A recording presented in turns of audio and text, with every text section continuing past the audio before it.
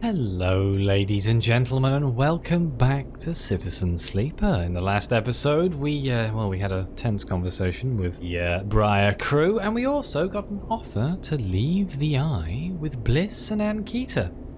This should be an interesting thing to chase one of these days, but first we need to rest because I need my dice. We should have 2 days, but this might, I don't know. She said she was leaving next cycle, so she might be leaving right now. So we're going to rest. We're going to see what happens. We're going to feed the cat.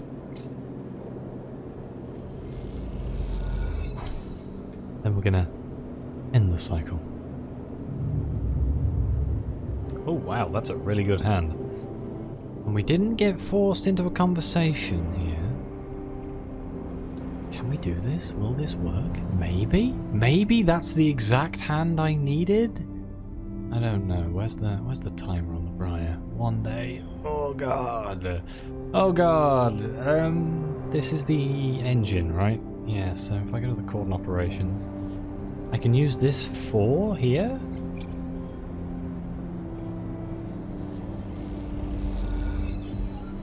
There we go. We created the blind spot. Peak is waiting for you when you slip out of the operations center, nervously poking at their small slate. Sleeper, they hiss. I followed what you were doing on the network. Incredible work. How'd you do that? Well, it comes naturally. Peak smiles. Can't tell if that's modesty or just the truth. Interfacing skills like that, it's almost worth being... They stop themselves. Sorry, I didn't mean... Yeah, don't worry about it. Peak nods. Sorry.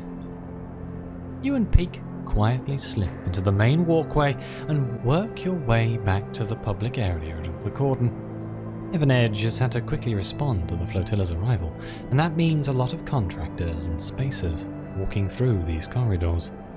You blend in easy enough. I haven't really met a sleeper before, Pete begins, as you might have guessed. They smile nervously. Hawthorne is an XPR service outpost, and since the collapse, no one came for refueling or repairs anymore. My generation has never met anyone outside the company. We heard about sleepers. They nod in your direction. From the data packets that come through from XPR every once in a while. They usually contain news along with corporate propaganda, but the reports were light on the details. S&ARP have kept the sleeper program pretty quiet anyway, and I think XPR are only interested in telling their employees about it because it made living in our company town look like a good life in comparison to being a piece of corporate property. They freeze. Sorry, again. I didn't mean... They look down. I'm just not sure how to talk about this stuff. It's okay. Peak smiles. I'll shut up about it now. You walk on a little further, the walkway becoming busier. You both relax a little more and go with the flow of people. I just want to say I think I understand, they begin again. Clearly this has been on their mind. I understand the need to escape, to get free of it all. They laugh at themselves. The structures, the systems, the company horizons in a company town. They stare ahead. Small places, small corridors, small people. They look away. The slow death it brings. That's it, they turn to you. I get why you signed up to be a sleeper. That's why you escaped from that too. Oh, I mean that could be why. I'm just gonna nod. You try to form words, but you can't. There's altogether too much running through your head. But you look at Peak, and they look at you, and that seems okay for now. You walk in silence again, each of you in their own thoughts, but moving together through space nonetheless. After a while you come to the entrance to the Cordon, where handfuls of workers and crew filter in and out through 2 huge loading bay doors. Pete stops. Okay, they pause. I'm heading back to the Briar. Once again, incredible work on the sensors. That blind spot you created. That should give us a real advantage. See you soon. They head off, disappearing into the crowd, almost immediately outrunning their own nervousness. Okay, so that leaves us with trying to splice the engines. In the Heaven Edge hangar, we do get a +1 here, but we don't actually have enough dice, so it'll all boil down to, can we get more dice tomorrow? The tugs have a powerful suite of ion thrusters for rapid manoeuvring. If you can sneak in and slice some off, you'll have a significant upgrade for the Briar. You manage to hit the hangar during a shift change, and the whole place is empty. You come away with a thruster set with little effort. Try again. And again. And one last time. The real question will be, will I be able to do these final two? If not, we're going half-cocked. This is going to be bad. This is going to be so bad. I can feel it. Alright, well, let's rest anyway. End the cycle. Let's see what happens. Okay, no forced actions. Oh, no, here it is. She's gone, Sleeper. Peak is breathless and shaking. She started the run without us. Huh, that's a perfectly plausible response. Shit. Let's go. If we head to the Cordon now. Peak starts back up the corridor. They turn back. She has to make it, Sleeper. She has to. A shiver runs down your spine. Ash, I hope you know what you're doing. Well, poo. Let's see. You arrive, frantic and anxious, at the Cordon. Peak is nowhere to be seen. Then, you hear footsteps hammering on the metal stairway. Helene's drone led you through before. The one that leads up to the observation deck. You leap up the stairs 2 at a time and make it to the top, momentarily blinded by the light pouring into the observation deck. Sleeper. Peak emerges from the light.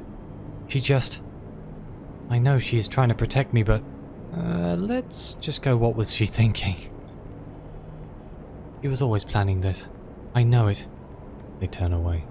How could I have not seen it coming? There she is! Peak rushes to the wide window, leaning forward to catch a glimpse of the climbing Briar's blue XPR livery against the black of the void. You spot the climbing Briar, a glint of blue and white, and beside it the red glare of a tug's lights. The tug crew went with her, Peak smiles. I knew they'd keep their word. Oh, that'll help. Peak doesn't seem to hear you, but the idea of the crew backing Ash up makes you smile. Maybe this thing will work. You watch as the Briar and its tug escort arc down towards the edge of the Cordon, demarcated by red lights of the perimeter system. So far, so good. The Briar will just look like another refugee ship being escorted into the Cordon. At least, at a glance. Peak grips the rail as Ash reaches the edge of the Cordon, that invisible net of sensors splayed between ships and drones. Now let's hope the blind spot triggered. You think back to the mess of systems you had to wade through to set it up. The delicate contingencies you set up to trigger the sensor blackout at just the right moment. Without noise, without ceremony, the Briar slides through the Cordon. You await the flickering of alarm lights, the swarm of drones. But nothing. Just another cycle, just another ship. Ash is in. Both you and Peak let out the breath you've been holding. Laugh. How did she do it? Peak smiles, shaking their head. We did it. Peak smiles wider. Yes, we did. They laugh. You feel a little shaky from the tension, but Peak's ease helps you settle. You imagine Ash, steely-eyed, in the pilot seat of the Briar, searching for a place to dock. Maybe being stubborn has its advantages. What now? Now she finds a place to dock and unload as quietly as possible. They look out at the flotilla, and then she gets the hell out of there. You and Peak turn back to the window, looking for the Briar again amongst all those hulls. Calm fading as new worries settle in. You spot the Briar first this time, docking with the largest of the flotilla's ships. A vast converted tanker, half of its protective plates removed. You think about the effort it must have taken to get that thing all the way here from the inner system. You watch the Briar, unable to get any sense of progress from its placid exterior. They'll be offloading everything now, Peak says, both assuring you and themselves that everything is going to plan. You think of all the supplies loaded into the Briar and how long the process of unloading them might take. The bay was packed, rammed with everything you could offer, and the thought of bringing all that to the flotilla makes you smile. You think of the reaction of the refugees, of the welcome they'll give Esh as the bearer of such gifts. You even imagine a smile from Esh as she is showered with thanks. You focus on that as you watch the Briar and continue the nervous wait for it to finish unloading. It's breaking off, Pete points at the Briar, and you see the puff of air and dust that accompanies an emergency depressurization. Esh must have ended things early. But why? And you see them, the tugs closing in on the Briar. Heaven Edge must have spotted the ship. You and Peak are up against the window again, willing the Briar a safe path out of the flotilla. The Briar struggles to navigate in the crowded flotilla, and the tugs seem to be closing on her. Both you and Peak are silent, every bit of energy you have being sent to Esh in the pilot seat of the Briar. She cuts through the crowded flotilla, then suddenly disappears. Did the ship hit something? Was it disabled? Both you and Peak are searching the black for a sign. Where has she gone? Where are you, Esh? Peak is frantic now, leaning against the window, but the Briar, nowhere to be seen. You both search the flotilla for that streak of blue, and see nothing. Time passes. Peak paces the observation deck. The hope fades. Just stay silent. They caught her. Peak manages to get the words out. She delivered the supplies, but they caught her. They slam a hand against the glass. We can get her back. This was stupid, Sleeper. Peak looks back at you, their eyes wet. A stupid plan. Yeah, I'm guessing not having the engines meant that she couldn't get away. I'm guessing that's what caused the failure there. We had a ship, we had our freedom. Now what do we have? Peak slams a hand on the glass in frustration, making you jump. I won't be trapped again. I won't. They turn and rush out of the observation deck before you can say anything, leaving you alone with the cold and the light. Ah, drive failed. Oh no, that's a horrible thing. Yuck. Ooh, I guess we gotta wait a little bit of time here. Cleaning up, Helene left a message with one of her drones to meet her here once she is done cleaning up the mess. Oh no. We came so close. Oh, if I didn't do Bliss's missions, I probably would have had enough dice to do that and it would have succeeded. How upsetting, but oh well, that's just the way it goes, isn't it? I would have sacrificed Bliss's story for the Flux story, and I feel it's going to carry on all the same, the Flux story, whether you succeed here or fail. It's not the end. So, let's go grab something to eat. I'm not really sure what I'm going to do with these dice. I guess I'll work with Rabia for a while.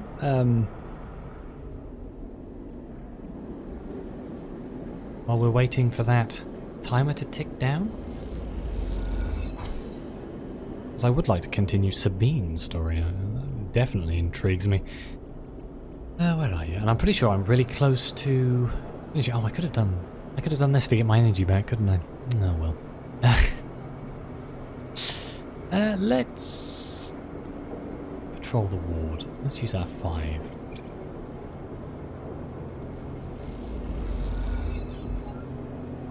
And let's use our... I'll just use our 6, why not? And this should complete our Yataghan Insider. However you feel about Yataghan, it seems working for Rabia is your best chance to get an insight into the organisation. Here we go, this is my insight, huh? This time, you meet inside Rabia's office. Although now that you've seen it, office seems like the wrong term. You find her stood in an almost bare, shadowy unit, midway through a sequence of stretchers. There are 2 low stools and a terminal in the corner, but it seems that most of the space is taken up by a heavy punching bag, rubber matting, and a stack of weights. When Rabia turns to greet you, you realise she's missing an arm. The prosthetic she usually wears is set in a cradle near the terminal, a web of coloured wires running to it. Updates, she says, noticing you looking where her artificial arm usually is. Nothing to worry yourself with. Of course. Sit, says Rabia, gesturing to the 2 diminutive stools. You both settle on the stools, Rabia crossing her legs on top and sitting straight-backed. Bia told me you've been doing the rounds, collecting tithes, patrolling the ward. Some of the enforcers are impressed, and I hear you handled a few difficult circumstances. Nicely done. I wanted to see for myself. He raises an eyebrow. See what for yourself? If the stories are true. I see. Rabia flexes her neck side to side. And the conclusion? Still deciding. Well, sleeper, Rabia says teasingly. Please, keep us updated on any progress. She smiles a thin smile. Joking aside, I know that for you, life on the Eye has been a struggle. But I hope we can do something about that from here onwards. Though some of our members may not see it this way, I know you too are a refugee. He looks at you solemnly. This is why you have come to us. Enough, Rabia. Sabine's voice cuts through the conversation. I am tired of listening to your affected nobility. They cross the room, Rabia's baton in their hand, the end lit with sparking electricity. Rabia looks between the 2 of you. I suppose this ambush was another cooperation between you 2. She looks strangely unfazed. No, I had no idea this was going to happen. Sabine pauses, thrown off for a moment by your renunciation. Rabia takes this opportunity to act. She leaps from the stool, and feigning past Sabine, grabs the baton and twists it inward. She is by far the stronger, and she pushes Sabine to their knees, plunging the crackling end of the baton towards their chest. They freeze there, Sabine struggling to keep the crackling baton from their skin. Oh, I'm going to say stop. And you support them? Rabia asks you, her eyes not leaving Sabine. Your loyalties are so easily swayed. I thought you were more than Yannick's attack dog, Rabia. Sabine spits back. Are you not able to think for yourself? Rabia holds the baton strong, and for a moment you think she's about to hammer it down into Sabine's chest. After a painful wait, she throws Sabine down and spins the baton in her hand, thumbing a switch and shutting it off in a single move. Rabia, care to explain? They both look at you, each still catching their breath as if they had forgotten about your presence. Explain what?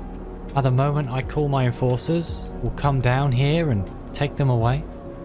Rabia cracks her neck. You're lucky I didn't kill you. Would have had every right, she shouts, the anger a release of tension more than a threat. Sabine lifts themselves a little. Bruised from the fall, they roll onto their side and cough. Rabia gives them some space, sitting back on the stool. Sabine props himself up on their elbows and fixes Rabia with a hard stare.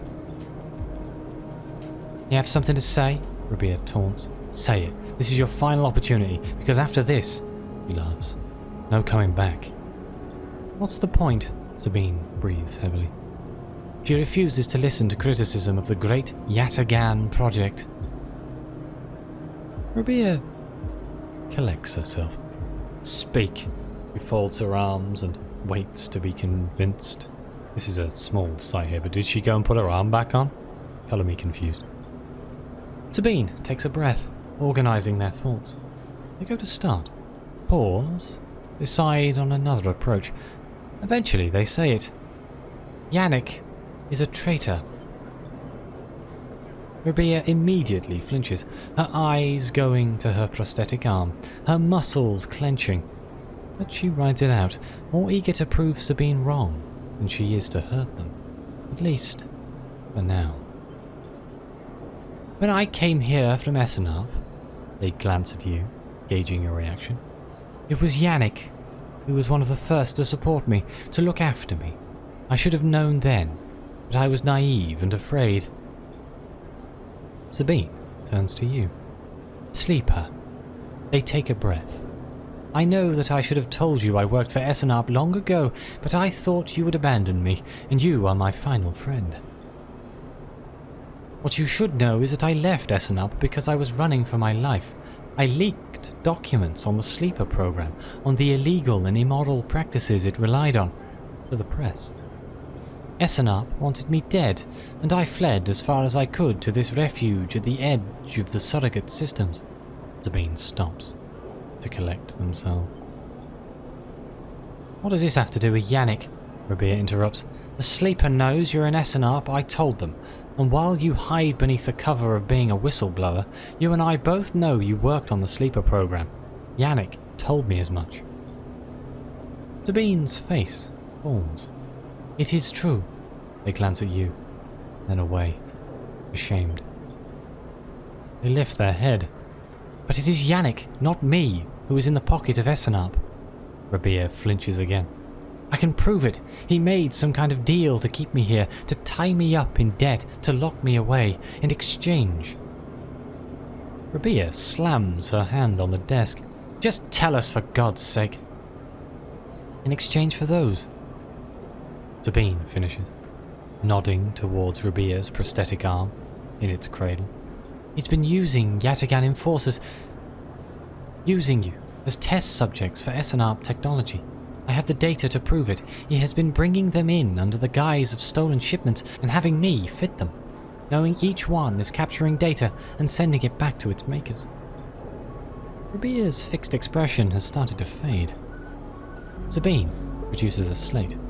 It's all here, thousands of hours of usage data, failure rates, error dumps.